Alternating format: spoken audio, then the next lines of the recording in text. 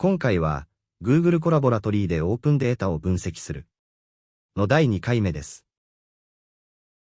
最初にデータフレームを用いた基礎統計量の求め方について解説します。Pandas のデータフレームを用いて基礎統計量を求める方法はいくつかあります。ここでは例としてタイタニックデータセットを使っていくつかの基本的な統計量を求める方法を紹介します。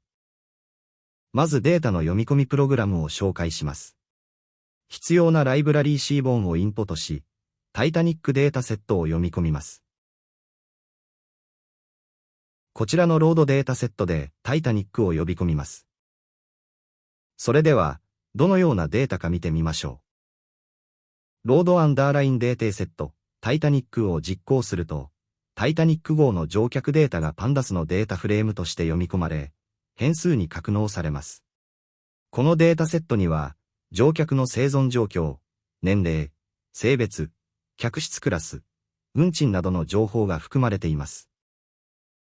それでは記述統計について見ていきましょう。Pandasのディスクライブメソッドを使うと、数値型のカラムの基本統計量を求めることができます。タイタニックは先ほど読み込まれたデータです。この後に.describe と書けば、記述統計量を計算してくれます。すると横軸に項目名、縦軸に統計量が表示されます。カウントはデータ数。ミーンは平均値。STD は標準偏差。ミニは最小値。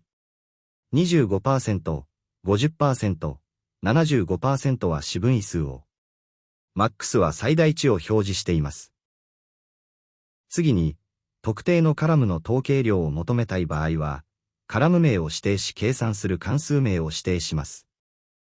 タイタニックエイジ.mean と書けばエイジ列の平均値を計算します。またタイタニックフェア .max と書けば、データフレームタイタニックのフェア列の最大値を求めてくれます。次は、複数のカラムの統計量の算出です。複数のカラムの統計量をまとめて算出したい場合は、カラム名をリストで指定します。プログラムの前半は、先ほどのデータ読み込みのプログラムです。そして、こちらにデータフレーム。タイタニックの括弧の中に列名エイジとフェアを設定し、ドット、ミーンで、この列の平均値を変数ミーンズに求めています。そして、その内容を11行で出力しています。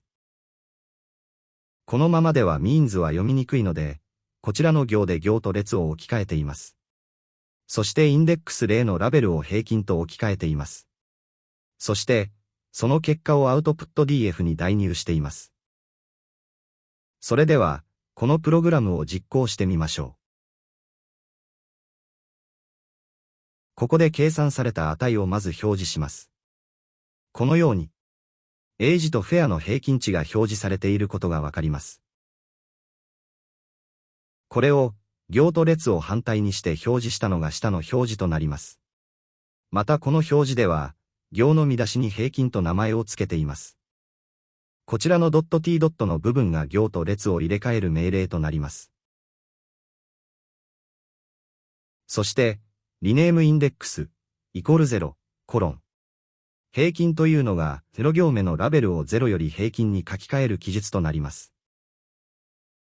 その他の統計量には、ミーディアン、中央値、VAR、分散、STD、標準偏差、クーアンチル、分位数などのメソッドを使って、様々な統計量を算出できます。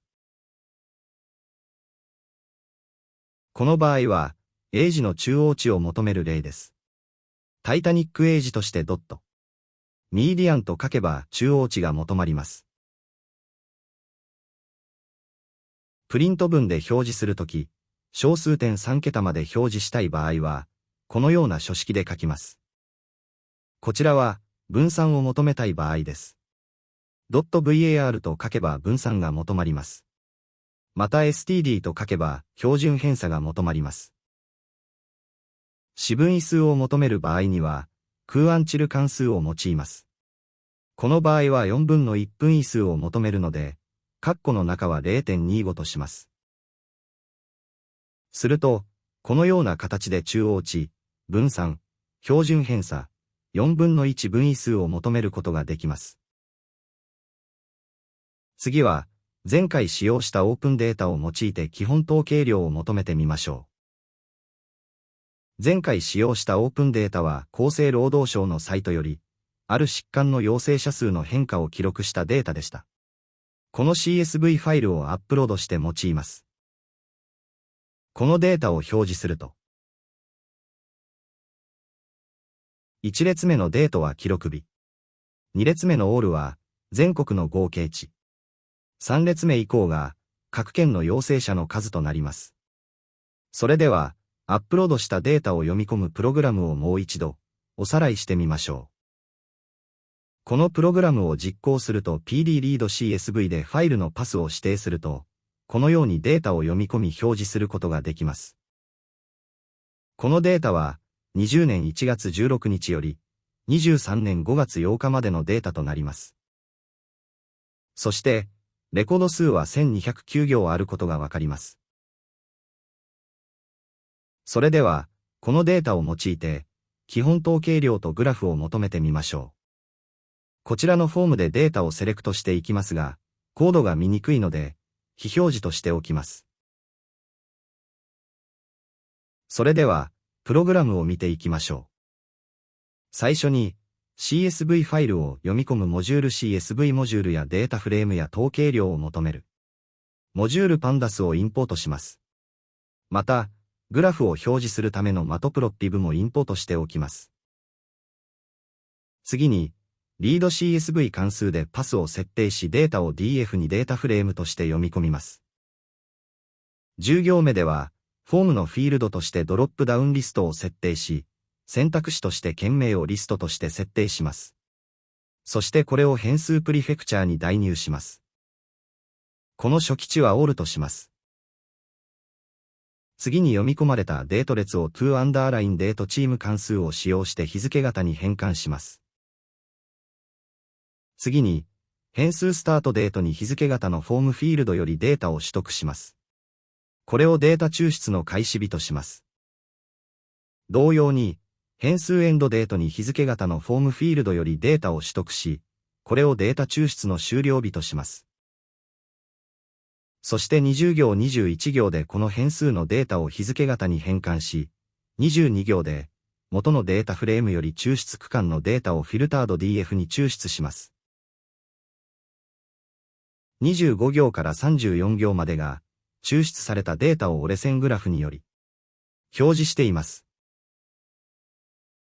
27行目の plt.plot の中で設定する X 軸はフィルタード DF のデート列とし、Y 軸はフィルタード DF のプリフェクチャー列とします。そして、それ以降の記述で X 軸のラベル、Y 軸のラベル、タイトルなどを設定し、34行目でグラフを表示します。グラフを表示したら、36行目以降で基本統計量の表示を行います。37行目でスタートデートを表示し、38行目でエンドデートを表示します。また39行目では、選択した県名を表示した後、40行目でディスクライブ関数を使用して基本統計量を表示することとなります。それでは、フォームを表示して実行してみましょう。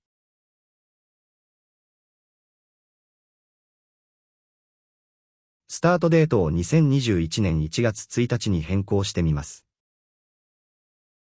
それでは、この条件で実行してみましょう。こちらが抽出されたデータとなります。2021年1月のデータから、23年の1月31日までのデータが抽出されています。そして、抽出されたデータのグラフがこちらになります。2021年の1月から23年の1月までが表示されています。そして、こちらが基本統計量の表示となります。